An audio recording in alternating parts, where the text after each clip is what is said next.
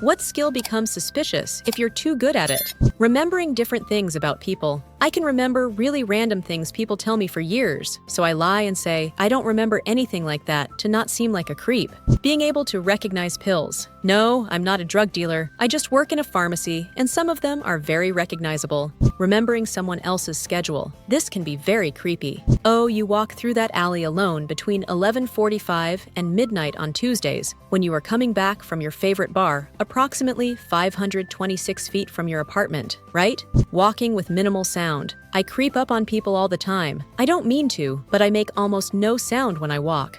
I'm the same way. I make my wife scream all the time by walking into a room without her noticing. It happens so often that when our son was somewhere between 1 or 2, he also started screaming whenever I walked into a room. He just thought it was a thing we did in our family. It happens to other people outside of home too. Your like and subscription will really help my channel. Constantly notice cameras. A friend of mine does that. He can point out any camera in public spaces. I've forgotten my apartment key to the point that I can pick my own lock. People find that suspicious. Strep throat tests. Used to get strep a lot as a kid, so by the time I was tested for it as a 20-year-old, I had the process down. They stick in the big popsicle stick to hold down your tongue, and then they swab the back of your throat while you try not to gag. Well, I happened to be tested by a relatively new, young, attractive doctor, and when he complimented me on doing well on the test and not gagging, my response was, "Thanks, I've had practice." If not suspicious, it was at the very least mortifying after realizing the implication of what I said. Haha, as a nurse who has performed these, any adult that could do a throat swab with zero gag, cough, or flinch always made me wonder. Shuffling cards. One time you show how you can deal from the bottom, and suddenly you're out of the weekly poker game.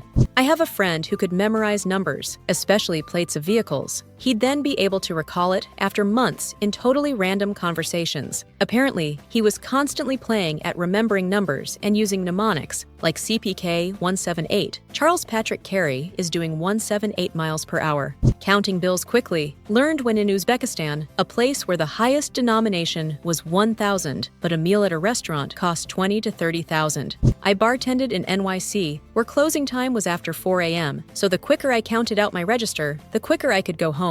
I can count a stack of bills really quick. Being able to quickly convert between ounce and gram. Extended version, always referring to kilograms as keys. Back in college, my clique was the group that also smoked weed. One day, a bit baked, we ended up in a cafeteria frequented by the pharmacy program. At a table behind us, a group was studying for an exam. I hear a couple of them trying to remember how many grams to an ounce. I look over my shoulder and tell them 28 grams. Are you sure? How do you know? Because it's 3.5 grams to an eighth, 7 grams to a quarter. Another guy at Teague table looks at this bunch of obvious stoners and is like, yeah, they know.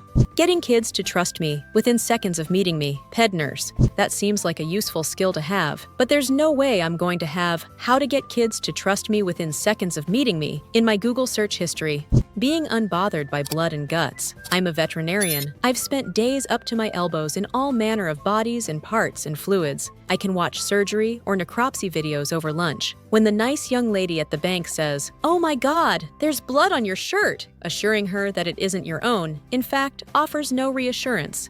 Stay calm in any situation. I've heard the phrase, "How are you so calm about this?" on more than a few occasions. There was a restaurant in a Hyatt hotel that had a casino. The waiter from that restaurant remembered our preference when we showed up with a friend 6 months later. You guys were either amazingly awesome restaurant patrons or just a nightmare. I'm a former waitress turned RN. The same happens with patients. Fabricating stories. I had a workmate that used to do that all the time while I was on the International Space Station, when you instinctively go to private search on your phone. Hiding things is just instinctive. As an alternative, finding things. I seem to have developed a skill of finding what my boyfriend has lost. He seems to think I just know where all his things are. I do this, only not deliberately. I can put something down, then want it a minute later and not be able to find it. It's like a shitty superpower. People that are able to drastically change their personality or the way they talk and act when around different groups of people or someone else arrives. I will remember your car and every detail about it before I can remember your name. I've been interested in cars since I was a baby,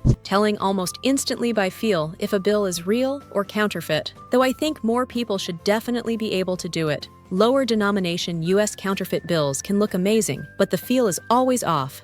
Being happy. Everyone always thinks I'm high, but I just know how to enjoy the little things. Avoiding people. Everyone assumes I'm up to something because I spend so much time alone and out of sight. Microsoft Excel. I found that by taking over reporting from others because it took them so much time. I'd automate it to pull from the database where the previous owner was spending 2 hours a day, copy past hundreds of cells. Now, everything is done with one click of a button, but people don't trust numbers received so quickly. So now I just send the same data, but after some time.